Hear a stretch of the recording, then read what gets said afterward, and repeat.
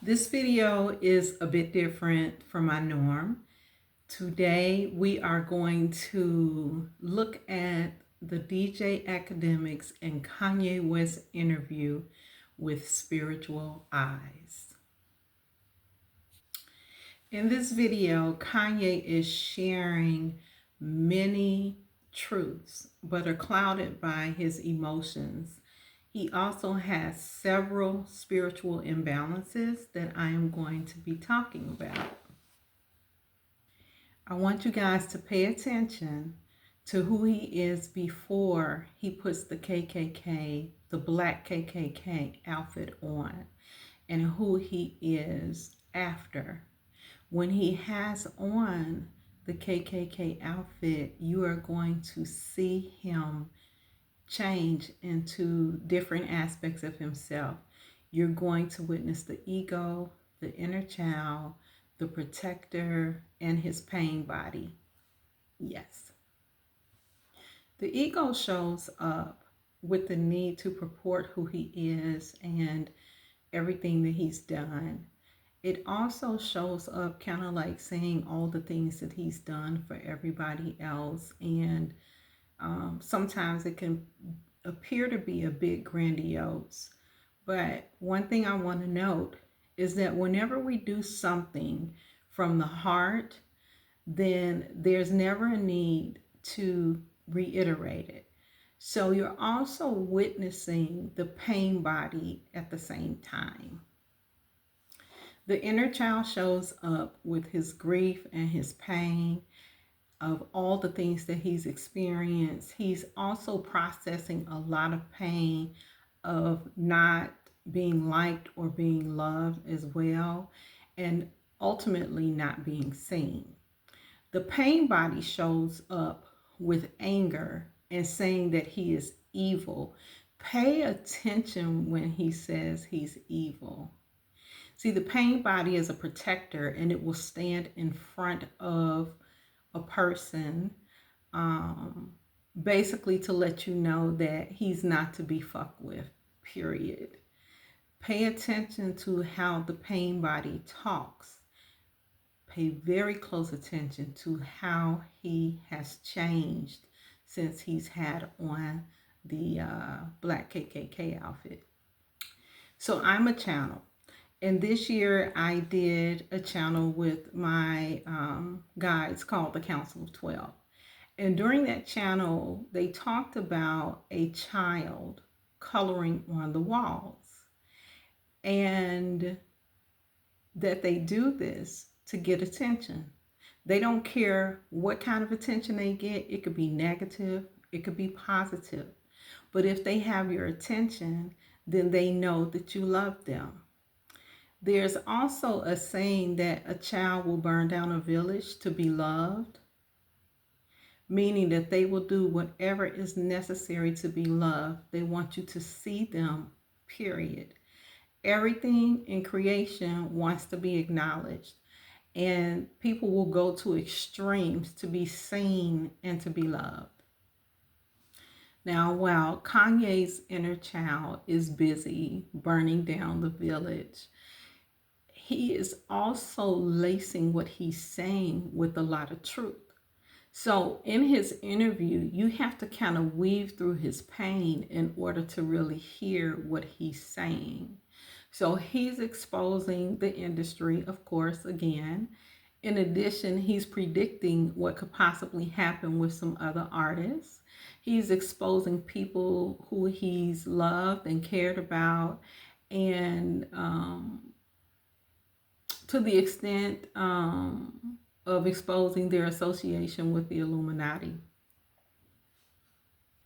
One thing that Kanye spoke about also is the presidents and how the black experience has not changed in America as a result of the last presidents who we've had in the office. Namely, I know he mentioned Obama, and he mentioned some other people. I can't remember who they were.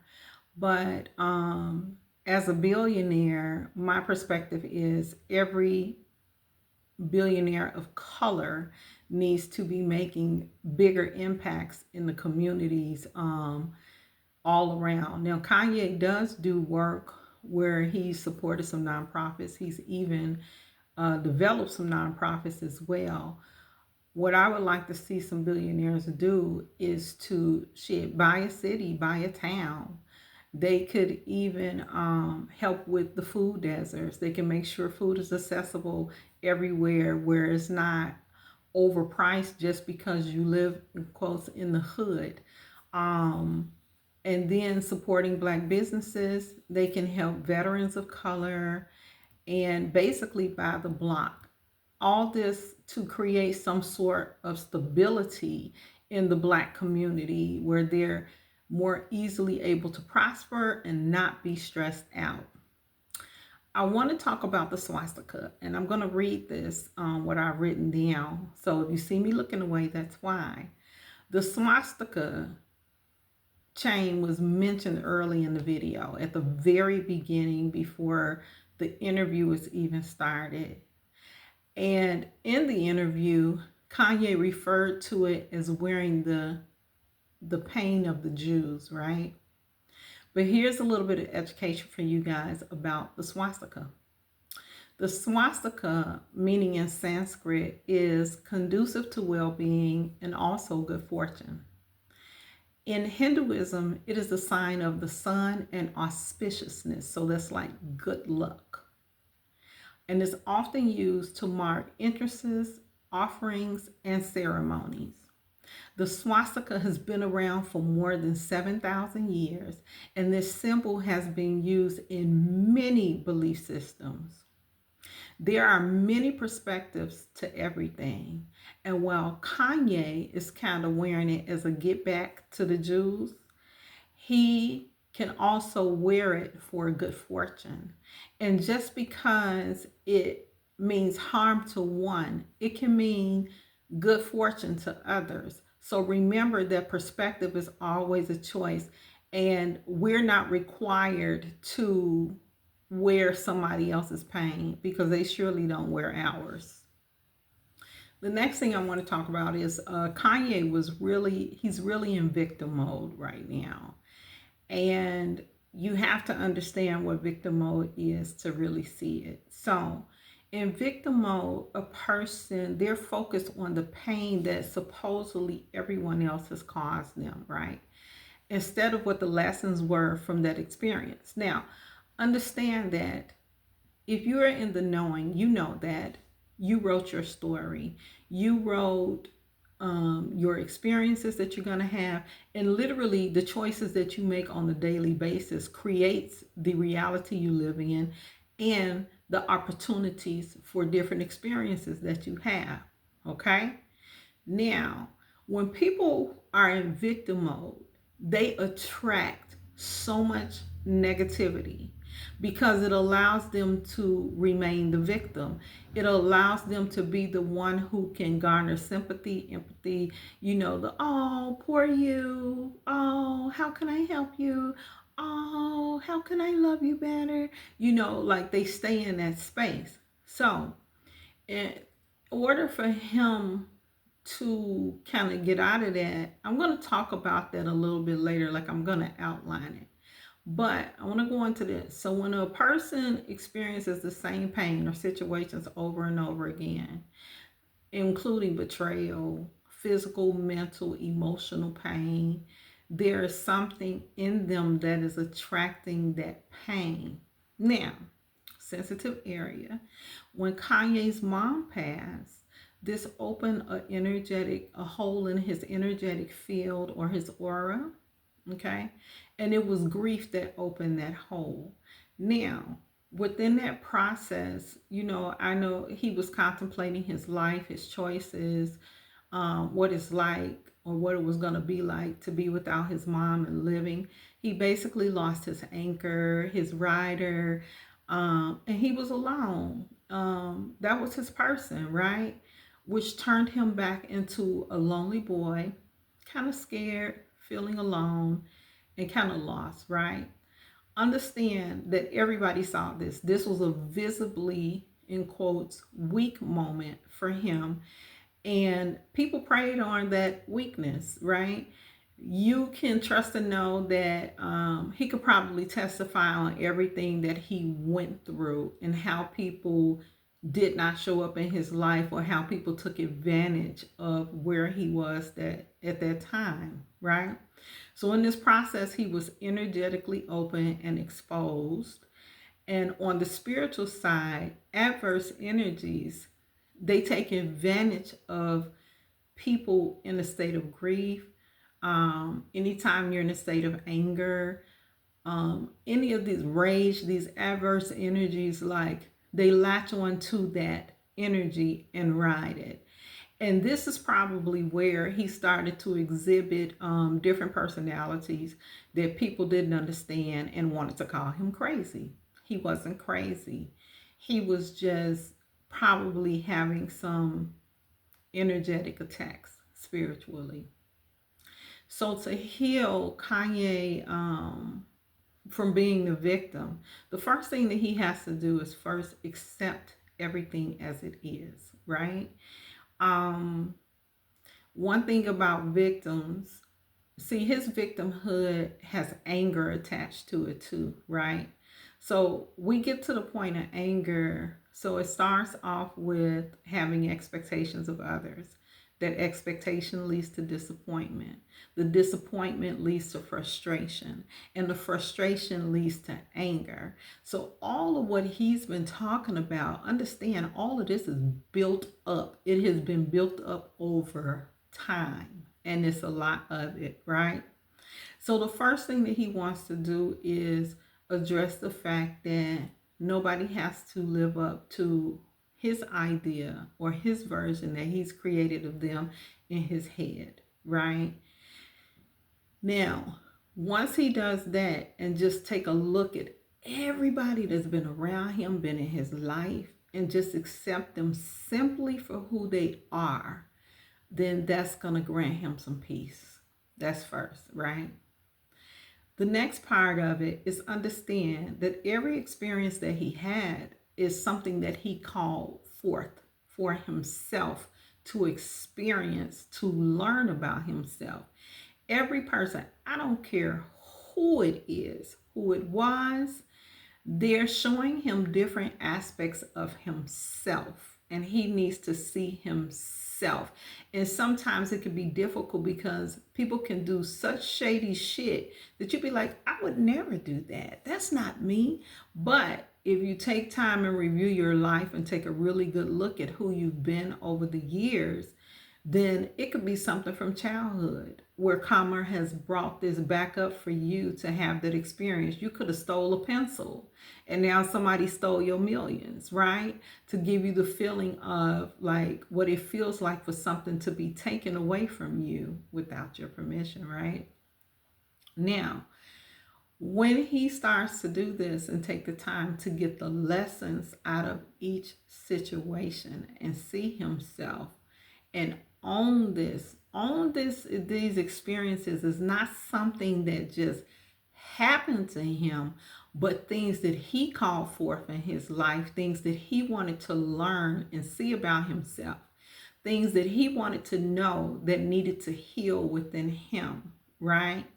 When he can do that, then he can see what the lessons are, dig into the lessons, tear them apart, and get it. Once he gets it, the shit will stop repeating. It's gonna stop. But what happens is, if you review a lesson, the next thing is that you're also presented with a similar lesson in order for you to exercise what you now know, right? Okay, good. The other part I want to say about this is sometimes it's difficult when you're doing that work to see yourself, because sometimes it's not necessarily that you're like that person. So let's say someone was a thief and you knew they were a thief and they kept stealing from you, but you didn't do anything about it. You didn't set any boundaries to protect yourself or anything. Excuse me. What you're going to have to see is, I don't have, excuse me, I don't have boundaries. I don't have any boundaries for myself. I'm leaving myself open. But why am I leaving myself open like that?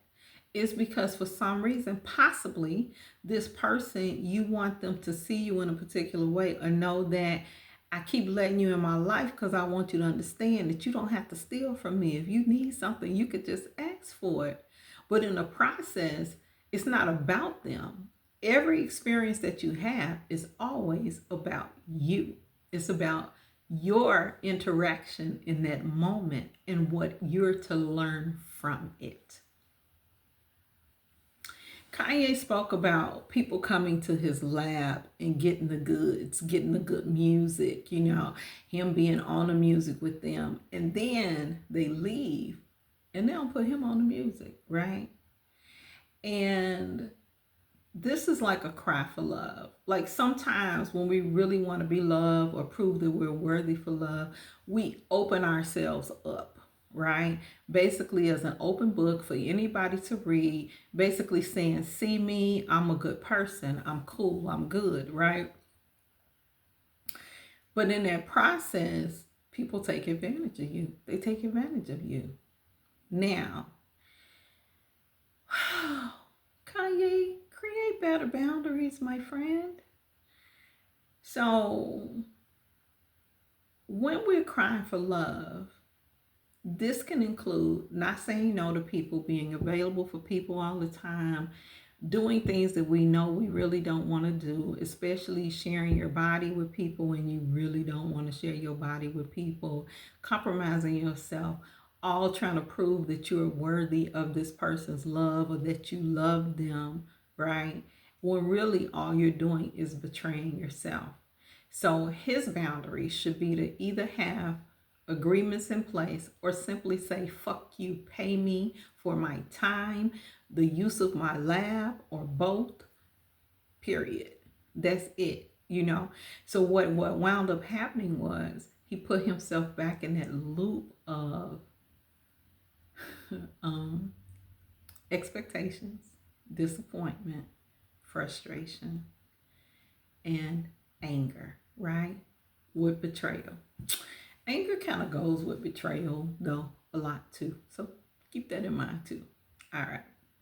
The next part is Kanye is God, period. Okay.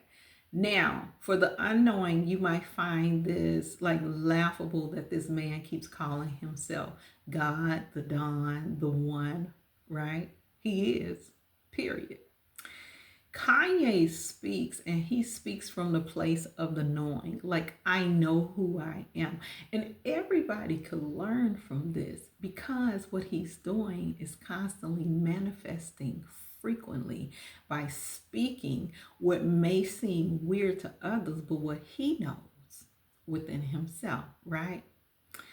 Okay, now on the other part is this. We are all created from one body of energy, which is called source energy, right? Source contains all the planets, the universes, everything, the galaxies, whatever. We're all in this one body of energy, and we are all splits. We were birthed of this energy, of source energy, right?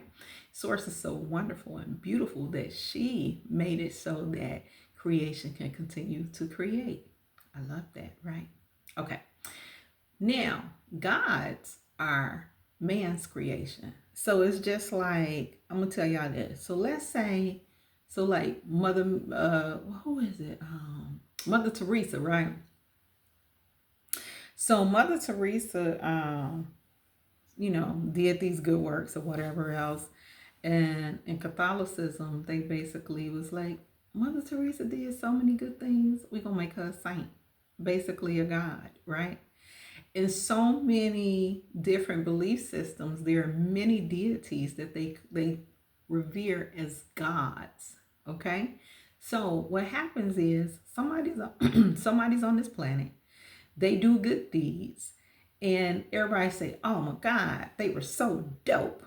And they have knowledge of the spirit realm. So they decide, I am going to continue to keep in contact with them because They really knew how to handle some iron. They could make anything out of iron. So if I need to work with iron, I need the power that they had, I'm going to call on them. You get what I'm saying? So man creates gods by honoring that spirit that they knew was a master of a particular thing. And they continue to call forth that energy and honor that energy, even though that being is no longer present in this reality. Okay? Now, ye are gods. Everyone is a God. And when you pray, you are an aspect of source praying, or the creator. And you are the creator. So rightfully so, you're a God. Okay? So when you pray, you're praying to yourself because you're praying to source. And you are the source of your reality, because everything that you focus on, you call in to your reality. Be it negative or positive, energy is energy. And wherever you focus your energy, that is where you get a result. Don't hate on Kanye because he called himself a God, because he is a God. Period. Okay, Kanye also called himself a channel. I am a channel. I channel many beings. I channel the Council of 12, the 12 divine feminine powers. I channel Sekhmet, Ra, Ishtar, and so many other beings have come through me. I channel music. I've channeled so many beings that come through me to speak and to teach, right? So to be a channel is a huge thing. And when you're a new channel, or you're a channel who don't really understand what this entails, it can be a very challenging thing. Okay. Now, what I mean by challenging is, a channel is basically a conduit. We're open, like we're open. Like if you really doing that thing. Now, wait, let me say this. Everybody can channel. That's my opinion. Everybody can channel. All you have to do is tune in and allow the energy to flow through you, right? But if you are really a channel that really be channeling these beings, you got to be careful too, because you have to understand that wherever your energy is, it can leave you open to different types of energy. Okay, so if you're in a space of love and light, guess what you're gonna channel? Love and light.